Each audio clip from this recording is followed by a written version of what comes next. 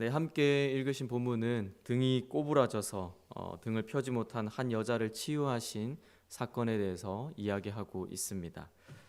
그날은 안식일이었습니다. 그리고 이 일이 있었던 장소는 회당이었습니다. 예수님은 그곳에서 말씀을 가르치고 있었습니다. 그리고 한 여인을 주목하여 보셨습니다. 누가는 이 여인을 이렇게 묘사하고 있습니다. 18해 동안이나 귀신 들려 앓으며 꼬부라져 조금도 펴지 못하는 한 여자라고 설명하고 있습니다. 이 여인의 삶을 우리가 한번 생각해 본다면 참으로 순탄치 않았을 것 같습니다. 먼저는 장애를 가진 몸으로 생계를 꾸려나가기가 어려웠을 것이고, 주변의 많은 사람들은 자신을 부정하다라고 여겼을 것이며, 낫기 위해서 수많은 방법들을 시도해 보았겠지만 전혀 질병을 고칠 수가 없어서 낙심 가운데 살아왔을 것입니다. 그리고 이 안식일에도 회당에 오기 위해서 등이 굽은 채로 먼 길을 열심히 찾아왔을 것이고, 그리고 그런 몸으로는 예수님의 얼굴 보는 것조차 쉽지 않았을 것입니다.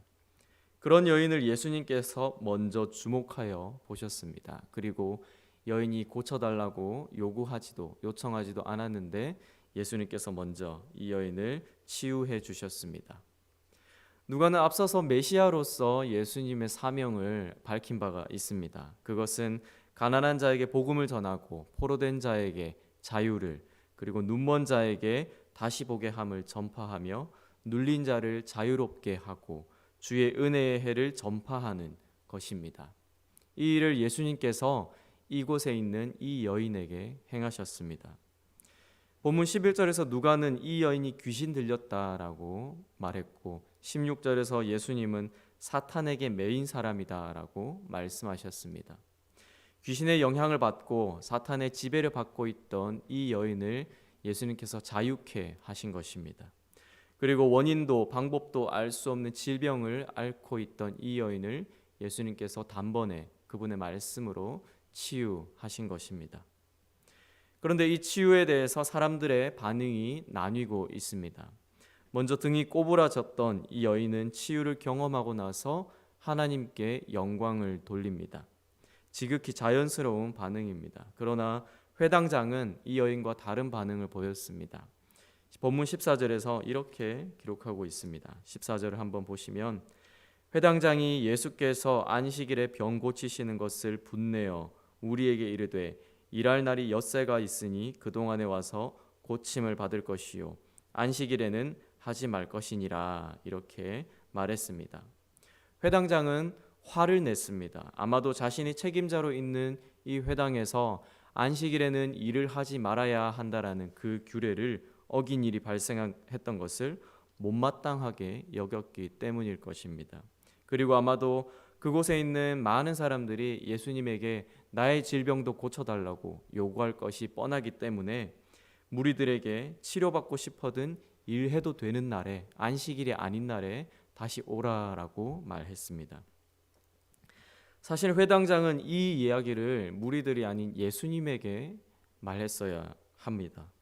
왜 안식일에 병든 사람을 고치느냐고 예수님에게 항의했어야 했습니다. 왜냐하면 안식일에 일을 한 사람은 무리들이 아니라 예수님이기 때문입니다. 이전에도 예수님에게 안식일에 관한 논쟁이 있었습니다. 그때 바리새인과 서기관들은 예수님에게 직접 비난하고 직접 문제를 제기했었습니다.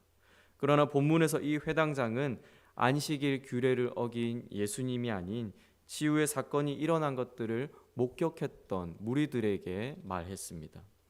이 회당장은 바리새인과 서기관보다 어쩌면 조금 더 낫다라고 생각할 수도 있을 것 같지만, 결국 예수님께서 회당장을 포함한 그런 생각을 가졌던 사람들을 책망하고 비난했던 것들을 우리가 보면, 결국 이 회당장의 불평은 예수님을 향한 것이고 예수님을 책망하는 것이고 예수님을 비난하는 것이었다라고 우리가 볼 수 있습니다. 회당장은 아마 이렇게 마음으로 이야기했던 것 같습니다. 예수, 당신은 안식일에 사람을 고쳤는데 그것은 우리의 안식일 규례를 어기는 것이다. 그러므로 당신의 사역은 잘못되었고 당신은 정죄받아 마땅하다라고 말하는 것과 같을 것입니다.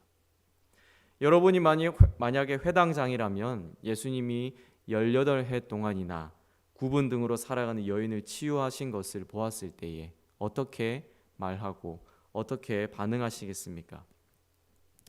지금의 저 같으면 저는 예수님 이 사람도 고쳐주시고 저 사람도 고쳐주세요 라고 요구했을 것 같습니다.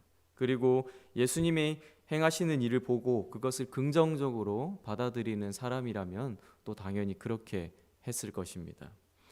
한 지역의 회당을 책임지는 사람으로서 그곳을 드나드는 수많은 사람들의 사정을 잘 알고 어떤 사람이 어떤 질병을 앓고 있는지 잘 알고 있을 것인데, 그런데 이 회당장은 그렇게 하지 않았습니다. 도리어 자신이 생각하고 자신이 믿고 있는 안식일의 규례만 내세우고 그것들을 지키기에 급급했습니다.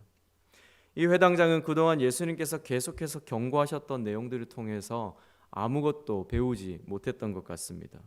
예수님의 모든 가르침과 모든 사역에도 불구하고 예수님에 대한 이들의 생각과 인식은 조금도 변화하지가 못했습니다. 그저 그들의 규칙만 지키는 것에 목숨을 걸었습니다. 그것이 그들을 거룩하게 하고 그들을 의롭게 한다라고 믿었기 때문입니다.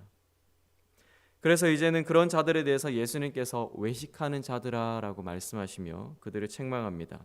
예수님은 너희들은 안식일에 가축들은 외양간에서 풀어내어서 이끌고 가서 물을 먹이는 것은 괜찮다고 하면서 안식일에 18해 동안이나 사탄에게 매임바 된 이 아브라함의 딸을 매임에서 풀어주는 것이 어째서 문제가 된다는 말이냐라고 그들에게 도리어 묻습니다.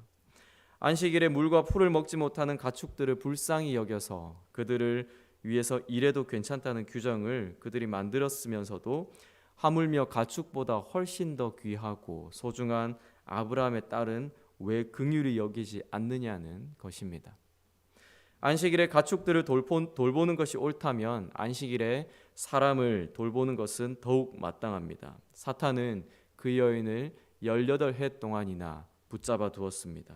안식일에 풀을 뜯어 먹을 수 있도록 메어있는 소를 풀어주는 것이 마땅하다면 이 여인도 사탄에게서 노임을 받아야 하는 것이 마땅합니다. 하나님께 약속을 받은 아브라함의 자손인 이 여인이 안식일에 병고침을 받는 것이 잘못된 것이 아니라 오히려 타당한 것이고 그것은 꼭 필요한 것이었습니다. 안식일에 하나님이 이와 같은 일을 하시는 것보다 더 좋은 날이, 더 합당한 날이 안식일이 아니고 어디에 있겠습니까? 수많은 종교 지도자들이 있었지만 예수님만이 안식일의 참된 의미를 이때에 그날에 그 사람에게 보여주신 것입니다. 예수님께서는 이제까지도 그러하셨지만 오늘 이 안식일에 꼬부라진 여인을 치유하시는 것을 통해서 하나님 나라를 나타내 보이시고 그 나라가 어떠한 곳인지 보이셨습니다. 그곳은 질병이 없는 곳입니다. 그곳은 사람들이 긍휼히 여기는 곳이고 또 긍휼히 여김을 받는 곳입니다. 그곳은 하나님의 다스림을 받는 곳입니다. 그리고 그곳은 종교적인 의무가 아니라 자유로운 마음으로 하나님께 영광을 돌리는 곳입니다. 그곳은 하나님의 자녀로 하나님의 사랑을 받고 그분의 사랑을 누리는 곳입니다. 그런데 이 하나님의 나라를 회당장과 같은 자들은 보지도 못하고 들어도 믿고 받아들이지도 못하는 것입니다. 그들이 만들어 놓은 종교적인 규정과 신념에 갇혀서 그 너머에서 일하시는 하나님을 보지 못하는 것입니다. 도리어 그 하나님의 일하심도 제한하고 있습니다. 앞서 예수님께서는 율법 교사들을 책망하실 때에 이렇게 말씀하셨습니다. 하나님 나라에 들어갈 수 있는 지식의 열쇠를 가지고 있지만 그들도 들어가지도 않고 또 들어가고자 하는 자도 막는다라고 하셨습니다. 본문에 나와 있는 이 회당장이 그 율법 교사와 같은 것입니다. 본인도 하나님의 나라에 들어가지 않고 하나님의 나라에 들어가고자 하는 사람도 길을 막고 문을 막고 있는 것입니다. 그러면서 예수님께서는 비유로 이 하나님의 나라 그리고 하나님의 나라의 원리에 대해서 설명합니다. 18절에서 21절에서는 이렇게 말씀합니다. 그러므로 예수께서 이르시되 하나님의 나라가 무엇과 같을까? 내가 무엇으로 비교할까? 마치 사람이 자기 채소밭에 갖다 심은 겨자씨 한 알 같으니 자라 나무가 되어 공중의 새들이 그 가지에 깃들였느니라. 또 이르시되 내가 하나님의 나라를 무엇으로 비교할까? 마치 여자가 가루 서말 속에 갖다 넣어 전부 부풀게 한 누룩과 같으니라 하셨더라. 여기서 비유해서 말씀하시는 겨자씨 한 알과 그리고 누룩의 공통점은 작다라는 것입니다. 또한 나중에는 스스로 크게 되거나 또 다른 것들을 커지게 만든다는 것입니다. 그리고 안식처를 제공하거나 배부르게 해준다는 것입니다. 예수님은 이것이 하나님의 나라가 갖는 원리이다라고 말씀하고 있습니다. 유대교에서는 그 당시의 유대교 종교 지도자들, 유대교 신앙에서는 하나님의 나라가 현실 속에서 갑자기 강력하고 완벽하게 세워지는 것을 기대하고 기다렸습니다. 또한 역사 밖으로부터 하나님의 나라가 결정적으로 아주 드라마틱하게 임하는 것들을 기대하고 기다려왔습니다. 그러나 예수님은 하나님의 나라가 이 땅에서 미약하고 아주 작게 보일 정도로 시작하지만 점진적으로 성장되어서 장차 온전한 형태로 이루어지게 될 것이다 라고 비유를 통해서 말씀하고 있습니다. 그렇게 하나님의 나라는 이 세상의 역사 속에 있는 하나의 제도가 아닙니다. 그것은 예수님께 믿음과 또한 긍정적인 반응을 보인 사람들에게 하나님이 임재하시는 것, 그리고 그 임재가 있는 개인과 공동체라고 우리가 말할 수 있습니다. 본문에서 회당장 그리고 바리새인과 서기관들은 종교 지도자인 자신들을 통해서 하나님 나라가 임하고 그분의 나라가 임하는 것을 당겨지게 된다라고 기대했겠지만 예수님은 그것이 아니라 도리어 그들을 책망하셨습니다. 도리어 하나님의 나라는 본문에서 등이 굽은 여인과 같은 장애인, 여성, 죄인, 이방인들처럼 그들의 사회에서는 소외되어 있고 또한 약자이지만 예수님의 말씀을 듣고 믿으며 따르는 자들을 통해서 하나님의 나라가 나타나게 된다, 임하게 된다라고 본문은 말씀하고 있습니다. 이러한 것들은 아주 작고 미약해 보이는 것들입니다. 어떻게 이것들을 통해서 하나님의 나라가 세워지고 멀리까지 전파되어질 것인지 우리 또한 믿기 어려운 그러한 것들입니다. 지금도 우리 안에 여전히 그렇지만 한때 한국 기독교 안에 이런 문화들이 있었습니다. 기독교인으로서 세상의 정상에 올라서 그곳에서 선한 영향력을 행사해야 한다라는 것입니다. 왜냐하면 큰 힘을 가지고 있을 때에 보다 효과적으로 복음의 영향력을 나타낼 수 있다라고 생각하기 때문입니다. 이런 주장을 뒷받침하는 성경의 인물들도 참 많이 있습니다. 그러나 한편으로 오늘 함께 읽은 말씀은 그와 반대되는 삶의 모습을 우리에게 보여주는 것 같습니다. 중요한 것은 사회적 지위가 아니라 자신의 삶의 자리에서 하나님의 말씀에 우리가 얼마나 믿음으로 그리고 얼마나 긍정적으로 반응하는가, 그리고 그 말씀을 믿고 따라 순종하며 행하는가인 것입니다. 그것을 통해서 하나님의 나라가 나타나고 드러나고 세워지게 된다는 것입니다. 예수님도 당시 가난하고 소외된 자들뿐만 아니라 종교 지도자들에게도 그분의 말씀을 전하셨습니다. 그리고 자신을 따르라 하셨습니다. 예수님의 계획에는 또 그분의 마음에는 지위의 높고 낮음이 중요하지 않았습니다. 그저 자신을 따르는 사람들이 필요했고 그러한 사람들이 그분의 마음 가운데 있었습니다. 우리가 살아가는 삶의 자리가 많은 사람들의 주목을 받는 자리가 아닐 수도 있습니다. 또 아무도 관심 갖지 않는 그런 세상에서 가장 낮은 자리에서 우리가 살아갈 수도 있습니다. 또 어쩌면은 우리가 사람들의 주목을 받고 사회적으로 높은 지위에서 살아갈 수도 있을 것입니다. 그러나 중요한 것은 우리가 예수님의 말씀에 믿음으로 그리고 긍정적으로 반응하는가, 그분을 온전히 우리가 기쁨으로 순전히 따르고 있는가입니다. 누가는 예수님의 이 이야기를 통해서 우리에게 질문하고 있습니다. 당신은 어떤 무리에 속하기로 결정할 것입니까?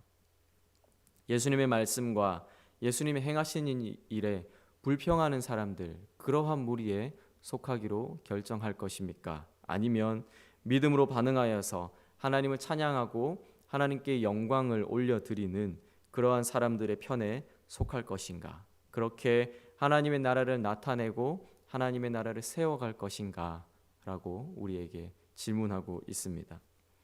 우리 마음에 심으신 겨자씨를 자라게 하시고 우리 마음에 넣어두신 누룩을 부풀게 하시는 분은 신실하신 하나님입니다. 우리는 작고 미약하여서 우리를 통해서 하나님께서 무슨 큰 일을, 얼마나 크고 놀라운 일을 행하시겠는가라고 스스로 의심하고 스스로 의문을 갖고 있습니다. 그러나 크고 놀라우신 하나님은 그분의 선하신 뜻을 따라서, 선하신 성품을 따라서 신실하게 그분의 뜻을 우리 삶 가운데서 이루실 것입니다. 우리가 세워놓은 종교적인 원칙이나 습관이나 신념과 같은 것들이 하나님의 임재나 하나님의 뜻과 하나님의 일하심보다 중요할 수 없고 앞설 수는 없습니다. 우리가 하나님의 말씀 앞에서 우리의 생각과 고집들을 내려놓을 때에 하나님이 일하시는 것들을 우리가 볼 수 있게 될 것입니다. 우리의 삶 가운데 작은 영역이라고 할지라도 하나님의 말씀에 믿음으로 반응하고 믿음으로 그분을 따를 수 있게 되기를 바랍니다. 우리 안에서 하나님의 나라는 그렇게 조금씩 차츰차츰 세워지고 나타나게 될 것입니다. 비록 오늘 우리의 마음 가운데 내 삶은 왜 이렇게 부족한가? 내 삶은 왜 이렇게 계속해서 넘어지고 실패하는가? 결단하고 결심하지만 계속해서 반복적으로 지속적으로 동일한 죄를 짓고 우리가 거룩함에서 넘어지게 되는가? 나는 언제쯤 완전해질 수 있겠는가라고 스스로 묻고 또 실망하고 실패하는 마음을 갖고 살아갈 수가 있습니다. 그러나 신실하신 하나님께서 우리의 삶을 그분의 선하신 뜻에 따라서 그분의 선하신 성품을 따라서 우리의 삶을 온전하게 이루실 것입니다. 그래서 오늘 하루 우리 가운데 주어진 모든 삶의 시간들을 통해서 우리가 하나님의 말씀에 또한 기쁨으로 순종하고 또 하나님을 기쁨으로 따르는 모든 동래제일교회 성도님들이 되시기를 소망합니다. 그분께서 우리 가운데 은혜를 베푸셔서 그분을 온전히 기쁨으로 따를 수 있도록 우리의 삶을 매일매일 날마다 새롭게 빚어가실 것입니다. 이 시간 그런 하나님을 신뢰하시면서 또한 자유롭게 하나님께 기도하시며 나아가도록 하겠습니다. 함께 기도하시겠습니다.